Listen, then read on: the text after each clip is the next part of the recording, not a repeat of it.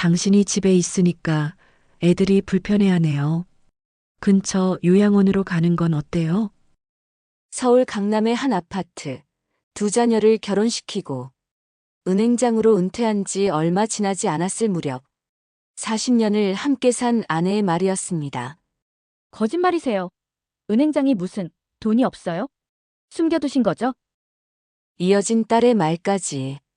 오늘은 71세 박민수 씨가 겪었던 가슴 아픈 사연을 통해 노후의 성공적인 자립을 위해 꼭 필요한 세 가지는 무엇인지 함께 알아보겠습니다. 구독, 좋아요, 알림 설정은 무료입니다. 설정 시 빠르게 최신 영상을 제공해드립니다.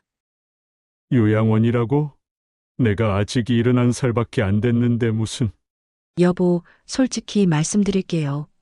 우리 애들이 주말에 놀러 오고 싶어도 당신이 집에 계속 있으니까 부담스럽대요. 그리고 사실 이제 새로운 사람도 만나보고 싶어요. 당신 지금 무슨 소리를. 당신도 알잖아요. 우리 이제 서로 할 만큼 했어요. 이제는 나만의 인생을 찾고 싶어요.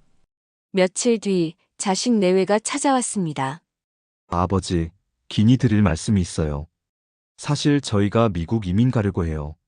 아버지는 그동안 고생 많으셨으니까 요양원에서 편하게 쉬세요. 용돈은 매달 저희가 보내드릴게요. 첫째는 의사, 둘째는 변호사로 키워 결혼시키고 40년간 은행에 몸담으며 가족을 위해 헌신했던 한 남자. 하지만 그가 받은 것은 요양원행 통보였습니다. 경기 남양주의 한 조용한 카페에서 만난 박민수 씨는 천천히 입을 열었습니다. 제가 오늘 들려드릴 이야기는 달갑지 않을 수 있습니다. 하지만 이것은 노후를 준비하는 모든 분들이 반드시 알아야 할 진실입니다. 박민수 씨는 떨리는 손으로 커피잔을 들었습니다. 저는 부산의 작은 어촌마을에서 태어났습니다. 가난한 어부의 아들로 태어나 은행장까지 올랐다는 게 대단하다고들 하시지만 그 자리에 오르기까지 제가 잃은 것들이 얼마나 많았는지 그땐 미처 몰랐습니다. 새벽 6시 출근에 밤 11시 퇴근이 일상이었죠. 너무나 고됐지만 주말에 아이들과 맛있는 거 먹고 가끔 해외여행까지 갈 때면 정말 행복했습니다. 게다가 승진도 계속해왔으니 남부러울 것이 없었죠. 그러던 중 인생에 큰 전환점이 찾아왔습니다. 여보, 우리 애들도 강남으로 전학시켜야 할 것 같아요. 강남? 거긴 우리가 생활비를 감당하기가 좀. 지점장님 첫째 아들이 이번에 스카이 들어갔다는데 글쎄 거기서 다니는 유명학원 덕분이래요. 우리 애들도 시기 놓치기 전에 보내야죠. 고민하던 그는 결국 승진과 동시에 쫓기듯 대출을 받아 강남학군 외곽 쪽 아파트를 샀습니다. 월급의 70%가 대출금과 학원비로 나가기 시작했습니다. 영어, 수학은 기본이고 국어, 과학, 논술까지 한 달 학원비만 500만 원이 넘었습니다. 주말에는 자녀의 학원, 셔틀 기사가 되어 있었고 퇴근 후에는 학원비를 벌기 위해 급여 컨설팅 아르바이트까지 했습니다. 아빠, 저 스카이 대학 갈 수 있죠? 그럼 아빠가 열심히 벌어서 너희들 꿈은 꼭 이루게 해줄게. 회상하는 박민수 씨의 눈가에 눈물이 고입니다. 돈은 점점 바닥이 나고 대출 이자는 눈덩이처럼 불어났습니다. 그래도 그는 굳게 믿었습니다. 자녀들만 좋은 대학 보내면 모든 게 해결될 거라고. 마침내 두 자녀 모두 소위 사자 직업을 가질 수 있었습니다. 그 과정에서 가정은 이미 돈에 찌들어 있었고 그는 빚독촉에 시달리는 가장이 되어 있었습니다. 승진할수록 자녀 교육비는 더 늘어났고 욕심엔 끝이 없었습니다. 그리고 마침내 그가 그토록 우려하던 순간이 찾아왔습니다. 아빠, 저 결혼하려고 하는데 혹시 신혼집 좀 도와주실 수 있으세요? 그때 처음으로 미안하다. 아빠는 지금 그럴 형편이 안 된다. 라고 말했습니다. 그리고 그 순간부터 자녀들의 태도가 달라지기 시작했죠. 아빠는 은행장 하셨잖아요. 그동안 모아둔 돈이 있으실 텐데요.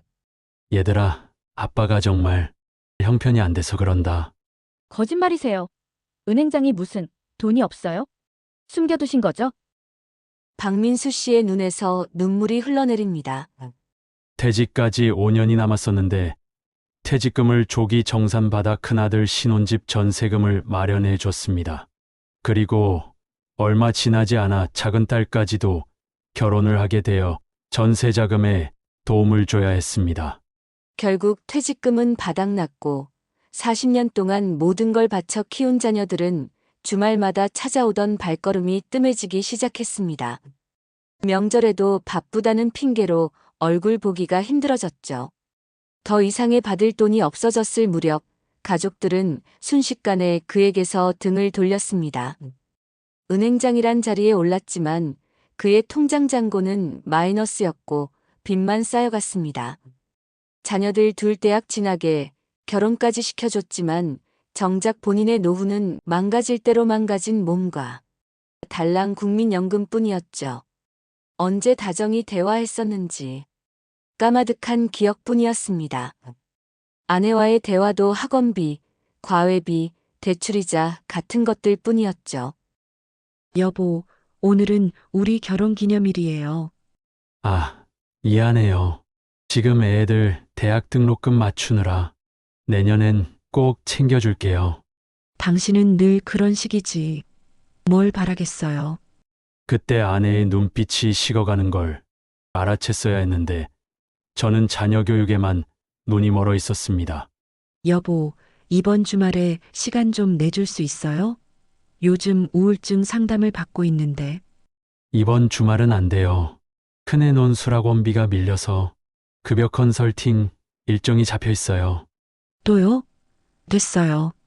말을 말지. 갈등이 고조되던 어느 날, 그는 회식이 끝나고 집으로 가는 길이었습니다. 갑자기 가슴이 터질 듯이 아프더니 숨을 쉴 수가 없었습니다. 그때 든 생각이 아, 이제 끝이구나였죠. 그날 밤 박민수 씨는 심근경색 증세로 쓰러져 응급실로 실려갔습니다. 40년 넘게 은행원으로 일하며 수천억 원의 대출을 결제하고 수많은 직원들의 인사권을 쥐고 있던 그는 차디찬 응급실 침대 위에 홀로 외롭게 누워 있었습니다. 의사 선생님께서 처음 하신 말씀이 기억나요. 지금 몸 상태가 시한폭탄과 다르지 않다며 당장 입원해야 한다고 하더군요. 하지만 그는 병원에 오래 머물 수 없었습니다. 다음 날 아침 이사회가 있었기 때문입니다. 퇴원하겠다고 하니까 의사 선생님이 극구 말리셨어요. 일하다가 그대로 쓰러져도 이상하지 않을 상태라고 했죠. 저는 죽을 때까지 일해야 하는 사람이라는 말에 한숨을 푹 내쉬더군요. 그때는 이렇게 사는 방법밖에 몰랐거든요. 아내는 병원에 딱 한 번 들렀을 뿐이었습니다. 퇴원 후에도 그의 생활은 바뀌지 않았습니다. 아침 7시 출근, 밤 11시 퇴근. 주말에도 골프 모임이란 명목으로 인맥 관리에 매진했습니다. 식사는 늘 대충 때우기 일쑤였고 커피와 담배로 하루를 버텼습니다. 어느새 몸무게는 48kg까지 빠졌습니다. 거울을 보면 날마다 낯선 사람이 서 있는 듯 했습니다. 구부정한 자세에 헐렁한 양복까지 스스로 봐도 한심하고 초라하게 느껴졌습니다. 한숨을 내쉬며 그는 말을 이었습니다. 돈이면 다 된다고 생각했어요. 건강이 나빠지면 돈으로 해결하면 된다고 믿었죠. 하지만 그건 오산이었습니다. 제가 쓰러졌을 때 옆에 있어준 건 돈도 아내도 자녀들도 아닌 평소 저를 걱정해주던 비서였으니까요. 엎친 데 덮친 격으로 오랜만에 아내와 나눈 대화는 박민수 씨를 무너지게 했습니다. 당신이 집에 있으니까 애들이 불편해하네요. 근처 요양원으로 가는 건 어때요? 은퇴한 지 얼마 지나지 않았을 무렵 40년을 함께 산 아내의 입에서 나온 말이었습니다.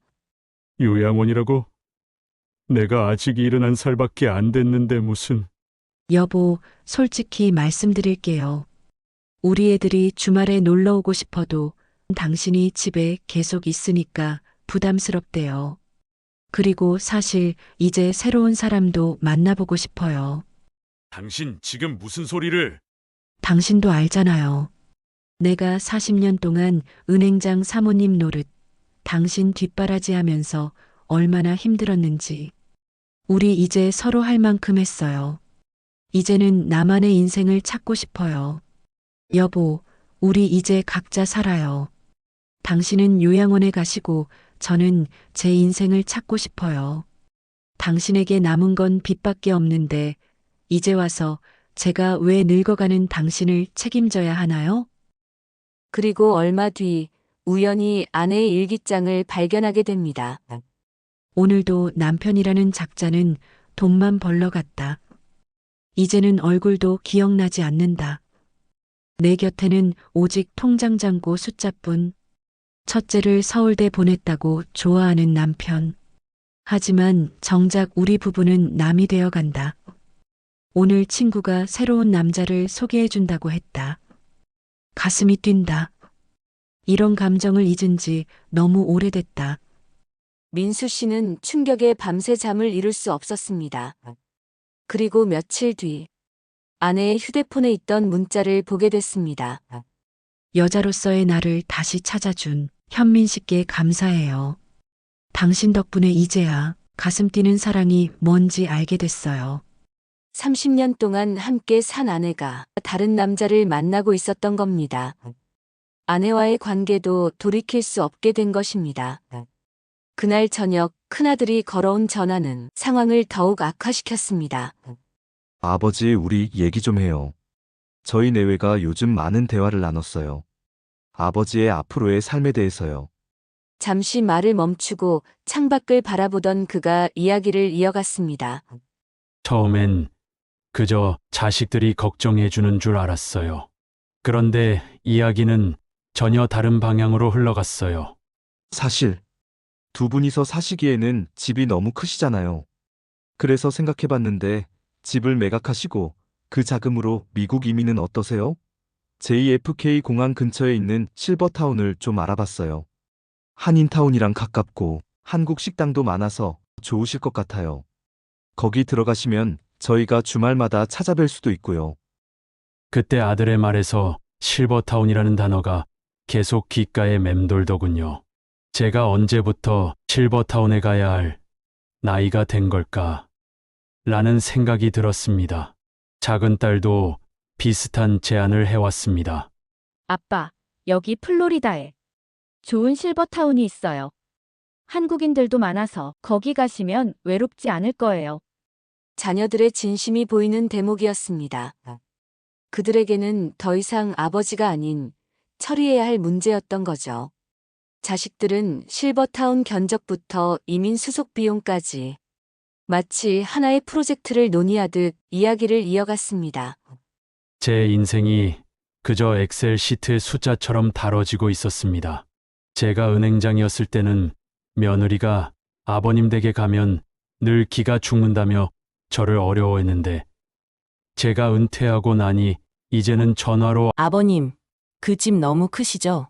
저희가 좋은 곳 알아봤어요. 라고 하더군요. 고개를 숙인 채 그가 마지막 말을 이었습니다. 평생 돈을 벌었지만 결국 가족의 사랑은 살 수 없었네요. 40년간의 헌신이 그저 ATM 기계 같았나 봅니다. 그는 매일 밤 잠들기 전에 수면제를 먹기 시작했습니다. 처음엔 한 알로 충분했던 수면제가 점차 양이 늘어나더니 나중에는 5알로도 충분한 잠에 들 수 없었습니다. 그는 아내와 별거에 들어갔고 강남의 작은 오피스텔로 거처를 옮겼습니다. 120평 아파트에서 10평 오피스텔로 점차 줄어든 공간만큼이나 그의 마음도 좁아졌습니다. 아침에 눈을 뜨는 게 두려워졌고 거울 속 모습은 예전 같지 않았습니다. 매일 말라갔고 식사도 제대로 못했죠. 컵라면으로 끼니를 때우기 일쑤였습니다. 나중에는 그마저도 먹기 귀찮고 싫어져 끼니를 거르기에 이르렀습니다. 한 달 만에 8kg가 빠졌으며 양복은 헐렁해졌고 벨트는 2칸이나 더 조여야 했습니다. 40년 동안 돈을 벌었는데 정작 제 곁에는 아무도 없더군요. 달인 한간에 기대어 서 있으면 여기서 끝내면 어떨까 하는 생각도 들었습니다. 그러던 어느 날이었습니다. 새벽 2시, 그는 한강변을 서성이고 있었습니다. 어르신, 혹시 괜찮으시다면 이거 한 잔 하시겠어요? 따뜻한 캔커피를 든 한 자원봉사자 청년이 다가왔습니다. 청년이 그에게 물었습니다. 어르신은 꿈이 뭐예요? 그는 순간 할 말을 잃었습니다. 40년 동안 은행원으로 살면서 한 번도 제 꿈을 생각해 본 적이 없었기 때문입니다. 한참 이야기를 듣던 청년이 말했습니다. 어르신께는 40년의 금융 노하우가 있잖아요. 그걸로 누군가를 도울 수 있지 않을까요? 그날 밤 청년과 나눈 대화는 오랜 시간 가슴 깊숙이 맴돌았고 그의 인생을 바꾸는 전환점이 되었습니다. 그래. 앞으로는 나만을 위해서 사는 거야.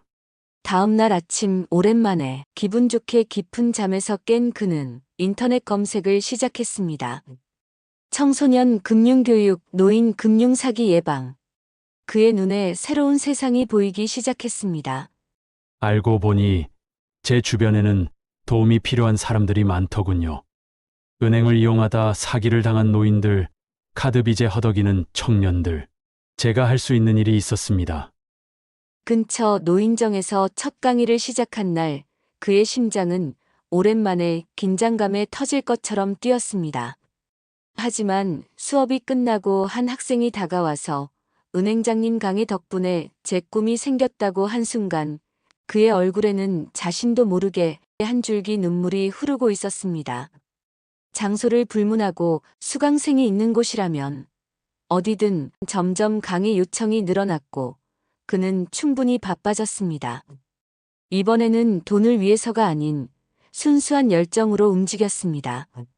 수면제를 끊은 지 6개월이 되었어요. 요즘은 아침 6시면 자연스럽게 눈이 떠집니다. 아침마다 운동도 하고 삼시세끼도 제때 챙겨 먹으니 저절로 건강은 회복되더군요. 매일 아침이 기대의 연속이었습니다. 그의 얼굴에 옅은 미소가 번졌습니다. 제가 깨달은 건 우울증은 결국 나 자신을 잃어버렸을 때 찾아온다는 거예요. 은행장이 되기 위해 달려왔지만 정작 박민수라는 저 자신은 잃어버렸던 거죠. 이제야 진짜 제 모습을 찾은 것 같습니다. 그리고 40년 동안 은행에서 일하며 깨달은 게 있습니다. 돈은 주인의 마음을 닮아간다는 거죠. 박민수 씨가 자신의 노트를 펼쳤습니다. 빼곡히 적힌 숫자들 사이로 그의 노후 설계가 보였습니다. 그는 우선 은퇴 설계 전문가를 만났습니다. 제가 은행장이었지만 내 노후는 객관적으로 봐야 했거든요. 그가 세운 경제적 준비는 명확했습니다. 자금을 크게 세 부분으로 나눴습니다. 첫째, 45%는 절대 손대지 않는 원금. 둘째, 20%는 생활 여유자금으로. 셋째, 35%는 배당주, 부동산 등에 분산 투자를 했습니다. 특히 그는 계획적인 소비를 강조했습니다. 매달 예산을 세워요. 생활비 100만 원, 문화생활비 30만 원, 취미활동비 20만 원. 이렇게 정확히 정해두면 돈 쓰는 재미도 있고 불안하지 않아요. 그러면서 그는 의미심장한 미소를 지었습니다. 재미있는 건 제가 은행장일 때는 한 번도 이렇게 돈을 관리해 본 적이 없다는 거예요. 늘 벌기만 하느라 쓰는 법을 몰랐던 거죠. 이제 그의 하루는 달라졌습니다. 아침에는 주식시장 동향을 체크합니다. 점심은 문화센터 도예 수업이에요. 저녁에는 동네 노인정에서 금융사기 예방 강의를 하죠. 제 전문성을 살리면서도 즐겁게 살 수 있는 방법을 찾은 거예요. 그러다 잠시 말을 멈추고 깊은 숨을 내쉬었습니다. 가장 중요한 건 이제 돈은 제 삶의 전부가 아니라는 거예요. 돈은 수단일 뿐이에요. 진정한 부자는 돈이 아닌 행복을 모으는 사람이더군요. 박민수 씨의 노트 마지막 페이지에는 이런 문구가 적혀 있었습니다. 돈은 인생이라는 바다를 건너는 배일 뿐 목적지가 되어서는 안 된다. 그는 가족과의 관계도 회복하는 중입니다. 명절만 되면 마음이 무거웠어요. 별거 중인 부인이나 자녀들에게서 연락이 올까 기다리다가 결국 실망하곤 했죠. 그런데 지난달 뜻밖의 연락을 받았습니다. 3년 만에 큰아들에게 연락이 온 것이었죠. 아들은 아버지가 노인정 금융교육하는 은행장으로 유명해진 유튜브 영상을 우연히 보게 되었다고 했습니다. 처음에는 어색했습니다. 돈 이야기만 하던 아들이 이제는 아버지의 건강을 물었고 취미 생활은 어떠신지 관심을 보였습니다. LA에서 살고 있는 딸에게도 연락이 와 이제는 영상통화로 손주들 얼굴도 보고 서로의 일상을 나누게 되었습니다. 자식들이 영상을 부인에게도 공유해줘서 지금은 가끔씩 안부와 연락을 주고받는 사이가 되었다고 합니다. 하지만 그는 현실적인 태도를 잃지 않았습니다. 완벽한 관계 회복을 기대하진 않아요. 다만 서로를 이해하려 노력하는 중이죠. 이제는 가족들에게 경제적인 이야기 대신 그저 건강하게 잘 지내는 모습을 보여주려 합니다. 제가 한 번도 보여주지 못했던 모습이니까요. 특히 손주들과의 관계가 달라졌다고 합니다. 손주들이 제 강의 영상을 보고 연락해와서 주식, 비트코인 등 궁금한 것들에 대해 묻길래 설명해줬어요. 처음으로 제가 가진 지식으로 손주들과 대화할 수 있게 된 거죠. 그의 눈가에 잔잔한 미소가 어렸습니다. 결국 깨달았어요. 관계는 돈으로 살 수 없다는 걸. 진심으로 상대를 이해하고 받아들이려 할 때 비로소 회복될 수 있다는 거요. 이제 그는 매주 한 번씩 화상통화로 손주들에게 할아버지의 재미있는 금융교실을 열어준다고 합니다. 여러분, 오늘 박민수 씨가 전한 3가지 노후 준비의 핵심 기억하고 계신가요? 첫째, 건강관리. 아무리 돈이 많아도 건강을 잃으면 모든 것이 무의미해집니다. 둘째, 경제적 준비. 많은 돈이 아닌 지속 가능한 수입원을 만드는 것이 중요합니다. 나이 들수록 병원비 등 부수적인 지출이 많이 생기니까요. 셋째, 취미와 관계. 무엇을 하며 누구와 함께 할지 미리 준비해야 합니다. 민수 씨는 가끔 생각한다고 합니다. 억대 연봉이던 은행장 시절이 과연 진정으로 부자였던 때가 맞는지. 그는 건강하게 일어나 하고 싶은 일을 하고 만나고 싶은 사람과 만나 함께 활동을 하는 지금이 진짜 부자인 것 같다고 합니다. 가족 여러분, 오늘 민수 씨의 이야기는 어떠셨나요? 40년간의 가장 생활, 그리고 마주한 허무한 현실. 하지만 다시 극복하고 자신만의 길을 만들어 나가는 그의 모습은 사람들에게 많은 생각을 하게 합니다. 여러분은 지금 어떤 준비를 하고 계신가요? 운동, 취미, 재테크 등 댓글로 여러분의 지혜로운 노후 준비 방법을 공유해 주세요. 다음 영상에서도 여러분에게 따뜻함과 감동을 전할 수 있는 이야기로 찾아뵙겠습니다. 내용이 마음에 드셨다면 구독, 좋아요, 알림 설정까지 함께 해주시면 감사하겠습니다. 지금까지 노후지혜의 열쇠였습니다. 여러분의 노후가 찬란하기를 진심으로 응원합니다.